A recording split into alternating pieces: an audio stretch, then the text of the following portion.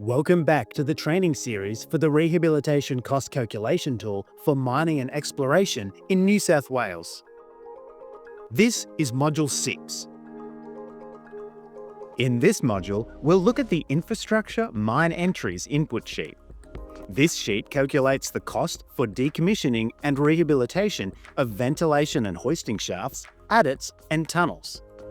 For ventilation and hoisting shafts, the following treatments are available: removal of vent fans, substations and winches, backfilling shafts, plugging shafts with concrete, and covering shafts with steel plates. For adits and drifts, the available treatments are installation of gate or grille and sealing, including of the entry only and against the bulkhead. For tunnels, the treatments are grouting using mine works or grouting by drilling.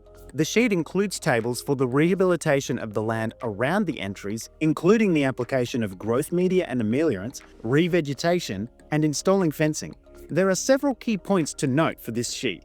First, for ventilation and hoisting shafts, the cost is calculated for a single shaft and then multiplied by the number of shafts you enter. All quantities entered contribute to the cost of one shaft. For ventilation shafts, the total cost is determined by multiplying the cost per shaft by the number of shafts. You can enter as many shafts as you need in each column, but you must enter at least one if there are any shafts present. Next, you can group similar shafts, such as those with comparable depths or in the same area, into one column, or simply enter all shafts into a single column if preferred. Then, since shaft costs are initially calculated per shaft, the quantities you enter must represent all shafts in a column.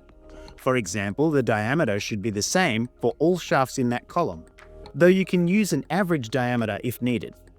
Similarly, the depth can be the same for all shafts or an average depth.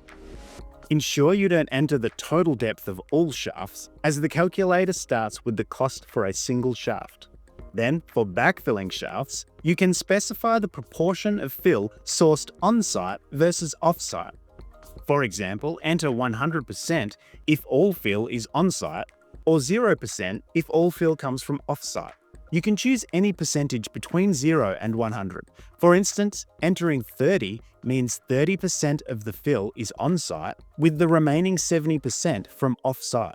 If any fill is sourced off-site, you can also input the one-way distance to the fill source here. Let's go through an example. For this example, we are going to enter two different types of ventilation shafts and one type of hoisting shaft and some adits and tunnels. As for all the sheets, start by entering an identifying name. Let's call this one Mine Area A. Then enter a GIS reference or object identification, which is also in all the other user entry sheets. This can be left blank if you don't have a reference. The number of shafts in this group is 5. Remember, all entries in the remainder of the table are per shaft, so the number of vent fans is 1, meaning there is 1 fan per shaft. To demonstrate how to use each treatment, we will assume each shaft in the column is backfilled with 30% of fill coming from a source 28 kilometers from the worksite. It will be plugged and covered with a plate. Enter the depth of the shaft, or average depth of all the shafts, and the diameter. Our shafts are 200 meters deep and 0.4 meters in diameter. You can see the sheet then calculates the shaft cross-sectional area and volume and the mass of backfill required. We enter 70% for the proportion of fill coming from on-site, and then the sheet calculates the on-site and off-site volumes. We then select the one-way distance to the off-site source. As it is 28 kilometers, we select the 25 to 30 kilometer category from this drop-down menu. For the on-site source, we select from this drop-down menu, and we will assume the source is 2,800 meters away, so we select the 2,500 to 3,000 meter category. Typically, backfilling would be undertaken using a small fleet. All the cost elements to backfill one shaft are now calculated. We now move on to the plugging of the shaft with concrete. To activate this cost table, we select Yes in this drop-down menu. The plug thickness is a default that can't be changed. All we do is select the one-way distance from where the concrete will be sourced, and the cost for plugging is complete. We will assume the concrete is coming from 100 kilometers away, so we'll select the 90 to 100 kilometer category from this drop-down menu. For the covering with a steel plate, we enter the number of steel plates, remembering that this is per shaft, so the entry is either left blank or 0 to indicate no steel plates are added, or 1 to indicate one steel plate will be placed over the shaft. The last item in the ventilation table is seal and rehabilitate ventilation shafts on hard rock operations, no to low gas risk, or coal operations. This is quite specific and only needs to be entered if it applies to your operation. At the bottom of the ventilation shafts table, we can see the cost for one shaft and the cost for the number of shafts that we entered at the top, in this case 5. The sheet also reports the cost per meter for rehabilitation of all shafts. Through this example, we accepted the default rates. Here and throughout the tool, we can enter alternate rates in the yellow cells as long as a justification is communicated to the regulator using the user notes area. We now move to the next column and enter the next shaft type. In this example, we are assuming a special case of a very deep shaft and we want to show it separately to the first group. It is only one shaft, so we enter 1 in the number of shafts and then enter all other quantities in a similar way to how we did for the first column. For this example, we have kept all the entries the same except for the depth of shaft, which is 1,000 meters. At the bottom of the table, we can now see the results of the 2 shaft groups entered. The entries for the hoisting shaft tables are similar to the ventilation shafts. We will enter 3 shafts to the hoisting table and backfill them only. To leave out the plugging by concrete and covering with steel plate treatments, we must ensure the yes-no selections are set to no. However, the regulator will not accept no plugging with concrete for hoisting shafts associated with coal mines. The next table is for rehabilitation of adits, portals, declines, and drifts. We simply enter the quantity for each subtable. For this example, we will enter 4 adits, closed off with a gate or grill, 2 portal entry seals, and 1 seal against bulkhead. The next table is for grouting and is also simple to use, where we just enter the length of opening to be filled with grout, either by using existing mine works or by additional drilling. In this case, we are grout filling 1,000 meters using existing mine works and 200 meters by drilling. The last few tables are for rehabilitating land and installing fencing. We will take some time to explore the land rehabilitation tables as they are similar throughout the other input sheets. The first table in the land rehabilitation set of tables is always sourcing and application of growth media or topsoil. The infrastructure mine entries sheet is slightly different to the others in that it allows us to enter areas to be covered with growth media for 4 separate areas. This is so we can show specific areas if it is important for understanding.